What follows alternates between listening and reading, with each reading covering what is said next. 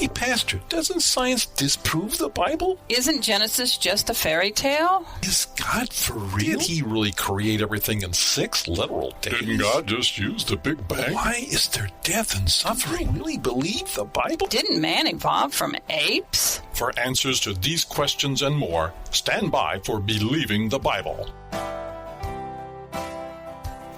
Welcome to Believing the Bible. This is Scott Lane with Terry Reed, Dr. Carl Williams, and our producer Ed Salzadell, all directors at the San Antonio Bible-Based Science Association.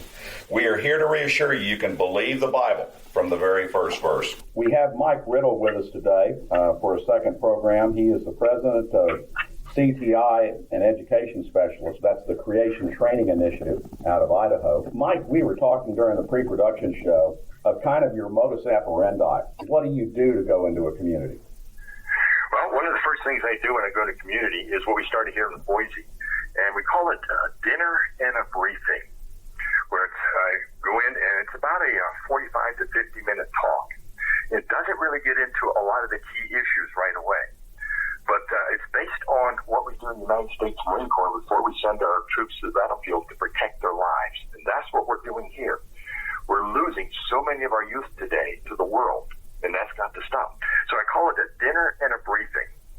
We invite in pastors, church leaders for this special message, and we feed them well, get a nice meal for them. But I give them that dinner and a briefing and start talking about things like the world is out-educating the church, and they really are. We're being out-educated on our own turf. But we talk about here's the situation. Our mission is an easy mission. Well, I call it easy because I don't have to invent anything. It's called the Great Commission. We're to go out there and train others. The word disciple is in there. That's the verb there, to train others how to do this. Then we talk about how to execute this. I have things called the Big Six, where we get into what our students really need to know to get to survive in this world today. So we talk about things like that.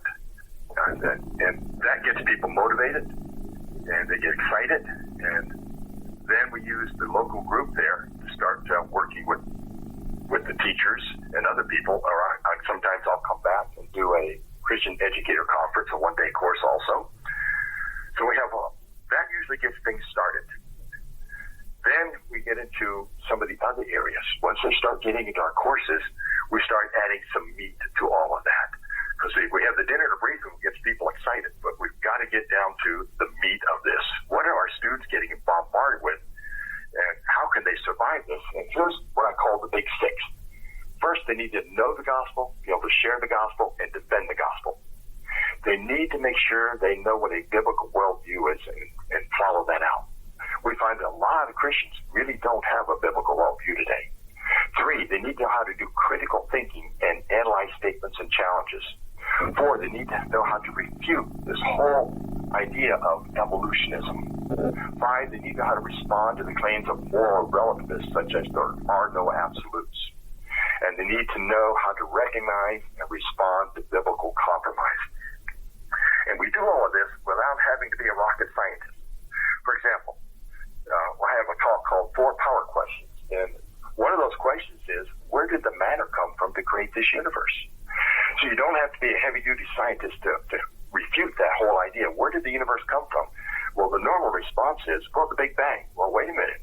That doesn't answer the question. You cannot have something go bang till you have something there that can go bang. And we know, based on science and logic, the universe could not have created itself. Lawrence Krauss, I'm sorry, Lawrence Krauss says that it did in a universe from nothing. What do you say about that? Have you seen it?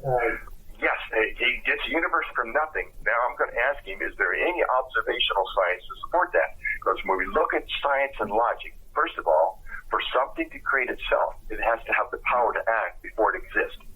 Now, when we say there's nothing there, that means no mass and no energy, which refutes any possibility of this quantum physics or quantum fluctuation, which requires energy. You can't have that. And then I would I've read his information there, and he's just conjecturing. That's all he's doing. He's got nothing to stand on other than his feelings there. Mike, I would assume that you're making the point to these people that when somebody gives an interjection like Terry just did, what they're doing is appealing to their supposed authority and not to good science data. and to not be dissuaded by that. You still can't get anything from nothing. No, you can't. And the universe can't always exist because there we have the second law of thermodynamics. Everything's losing its available energy.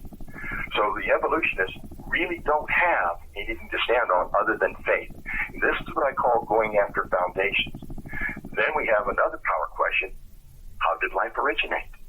Do you know, and I do this to sixth graders and they can understand it.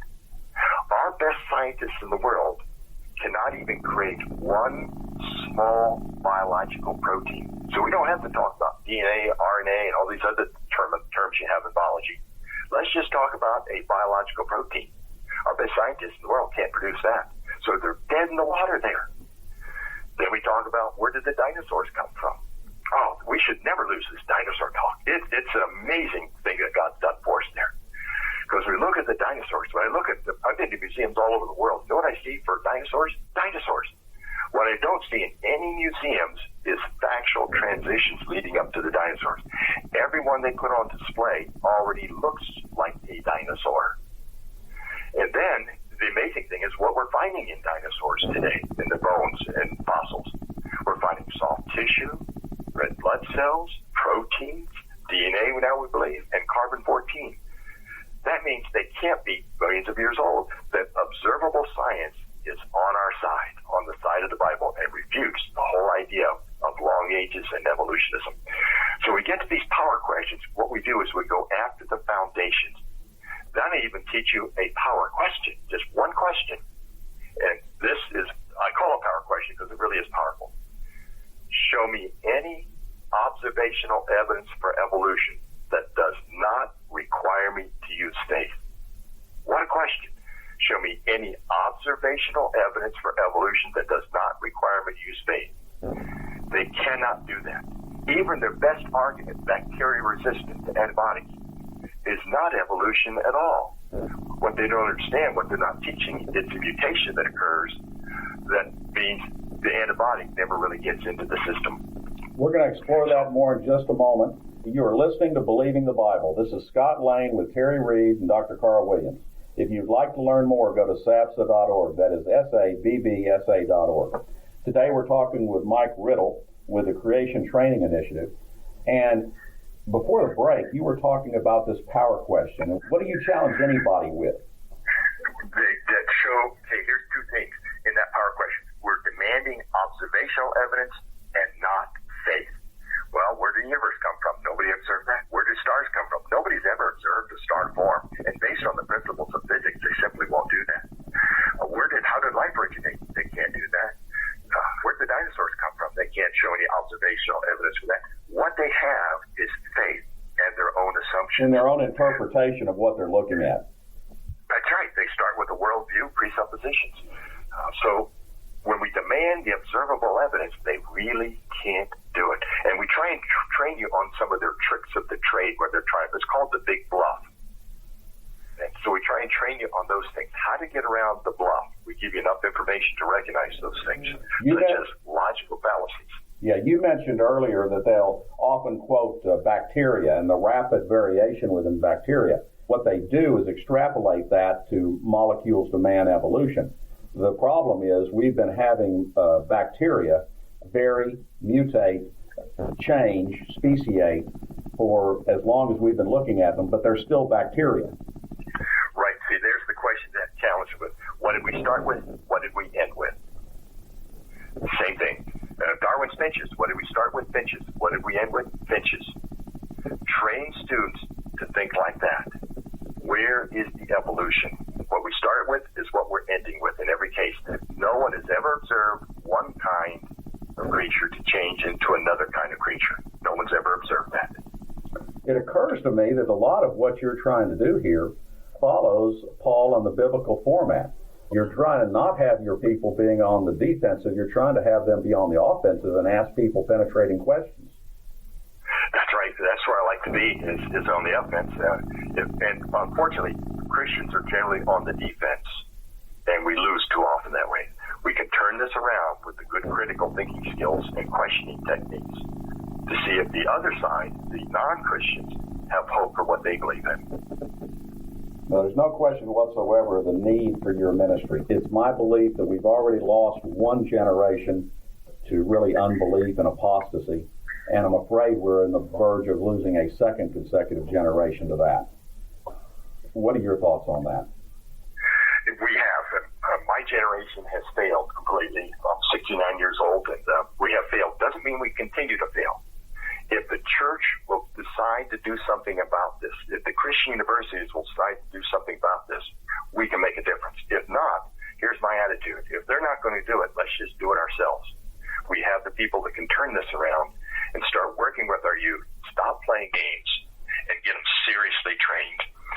And I can even give if people want to know more about this, they can email me on this if they're interested. I have an email called info, that's INFO, at creationtraining.org. Info at creationtraining.org. I'd love to hear from people because this gets exciting. This is what I like. I want to be on the battlefield, and we need to equip the youth to be on the battlefield because that's what they are when they're in the public schools and unfortunately in too many of our Christian schools. We thank you for being a part of this ministry, and we really think that you're doing something that is pushing Christianity forward. It's pushing the message forward, and we thank you for that. Again, their website is creationtraining.org.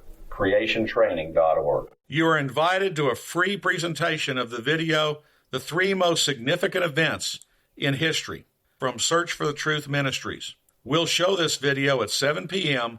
on Tuesday, January 13 at Faith Lutheran. Go to sabsa.org for more information. Information for creation events in our area are on our website's calendar page. For more information or to schedule a presentation, go to sabsa.org or call 210-599-7240. When you go to our website, you can click on a link to our newsletter. Our website has a link for contact information on which you can order our newsletter to be emailed to you, or you can call us. Also go to whyshouldyoubelieve.com. That is Terry's website containing articles looking at current day issues from a biblical perspective. SABSA meets the second Tuesday of each month at 7 p.m. We are now meeting at Faith Lutheran Church just south of the corner of Jones-Maltzberger and Thousand Oaks. There you will find biblical apologetics and creation science teaching found nowhere else in Bexar County, as well as the availability of books and videos on these important subjects. If you missed any part of this show, you can listen to the show anytime by going to the AM 630 KSLR, the Word in South Texas website. Click on KSLR Podcast, scroll down until you find Believing the Bible. Please join us again next Saturday for Believing the Bible. I'm Scott Lane, and for Terry Reed, Dr. Carl Williams, and Ed Salzville, thanks for listening, and we hope you found today a reason to believe the Bible.